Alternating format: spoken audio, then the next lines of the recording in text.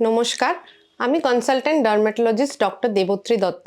আর আজকে আমাদের আলোচনার টপিক হচ্ছে ব্রণ, অ্যাকনে বা পিম্পল যাকে বলা হয়। প্রথম প্রশ্ন হচ্ছে অ্যাকনে বা পিম্পল জিনিসটা কি? তো অ্যাকনে বা পিম্পল হচ্ছে আমাদের স্কিনে হেয়ারের সাথে যে অয়েল গ্ল্যান্ডসগুলো অ্যাসোসিয়েটেড থাকে তারই ইনফ্ল্যামেশন এবং কোনো কোনো ক্ষেত্রে ইনফেকশন।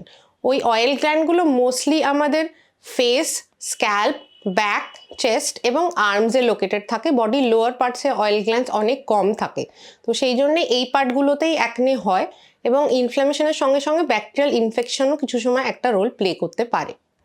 নেক্সট প্রশ্ন হচ্ছে অ্যাকনে কয় প্রকারের হতে পারে? কমন অ্যাকনে যেটা আমরা ইউজুয়ালি অ্যাডোলেসেন্ট ছেলে মেয়েদের দেখি, টিনের ছেলে মেয়েদের দেখি, সেটার নাম হচ্ছে অ্যাকনে ভালগ্যারিস।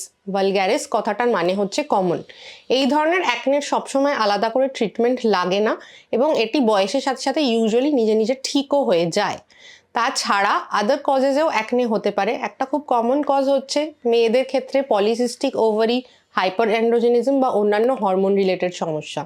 তাছাড়া সঠিক প্রোডাক্ট না ইউজ করার জন্য, পোর ক্লগিং হওয়ার জন্য, স্কিন কেয়ার ঠিক করে না করার জন্য, মেকআপ রেগুলার ঠিকঠাক করে না তোলার জন্যও অ্যাকনে হতে পারে।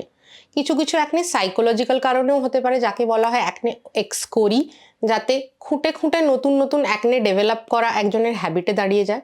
যখন অ্যাকনে খুব সিভিয়ার হয়ে যায় তখন তাকে বলা হয় অ্যাকনে ফালমিনেন্স। এছাড়া অ্যাকনে নডিউল বা সিস্টের আকারেও হতে পারে, তখন তাকে বলা হয় নডিউলোসিস্টিক অ্যাকনে। অ্যাকনে কী কারণে হয় এবং কার কার অ্যাকনে রিস্ক বেশি? আগেই আমরা ডিসকাস করেছি, অ্যাকনে ইউজুয়ালি পিউবেসেন্ট বা অ্যাডোলেসেন্ট টাইমে হয়। পিউবার্টির পর থেকে মোটামুটি 20 থেকে 25 বছর বয়স অবধি এই ধরনের অ্যাকনে চলতে পারে।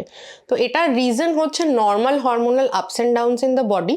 যাদের একটু বেশি হয় তাদের একটু অ্যাকনে বেশি পরিমাণে হতে পারে, সেক্ষেত্রে ডার্মাটোলজিস্টের চিকিৎসারও দরকার হতে পারে। এই ধরনের অ্যাকনে ফ্লেয়ার আপ করতে পারে সিজন চেঞ্জের সময়, ঠিকঠাক করে স্কিন কেয়ার না করলে বা বডির ওপর স্ট্রেস পড়লে। যদি আপনার ফ্যামিলিতে অ্যাকনের হিস্ট্রি থাকে তাহলেও আপনার অ্যাকনে হওয়ার টেন্ডেন্সি বেশি। যদি আপনার স্কিন খুব বেশি অয়েল প্রোডাকশন করে তাহলেও আপনার অ্যাকনে হওয়ার টেন্ডেন্সি বেশি।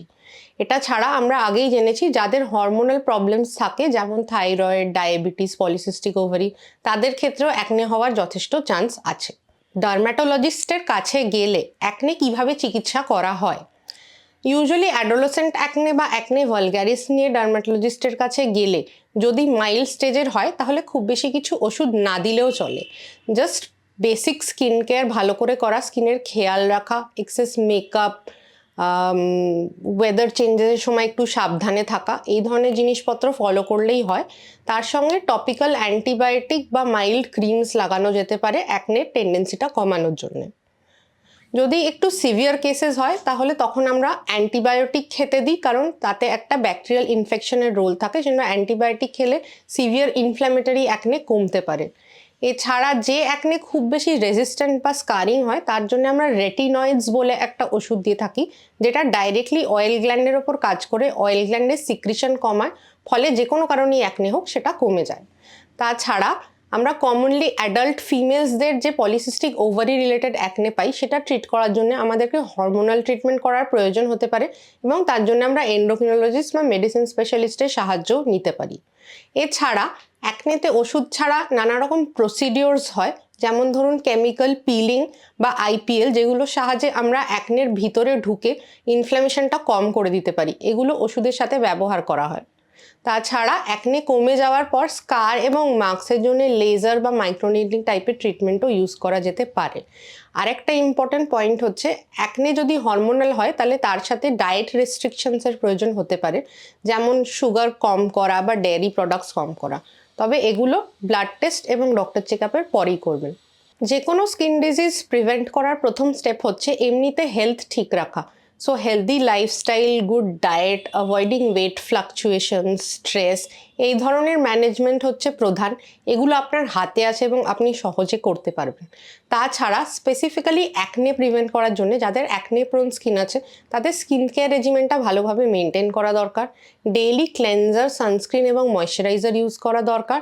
তার সঙ্গে প্রয়োজনে অ্যাক্টিভ প্রোডাক্টস অ্যাড করা যেতে পারে। যদি মেকআপ করে বেরোন তাহলে ফিরে এসে মেকআপ তুলতে হবে এবং স্কিন কেয়ারটা আবার শোয়ার সময় ভালো করে করতে হবে।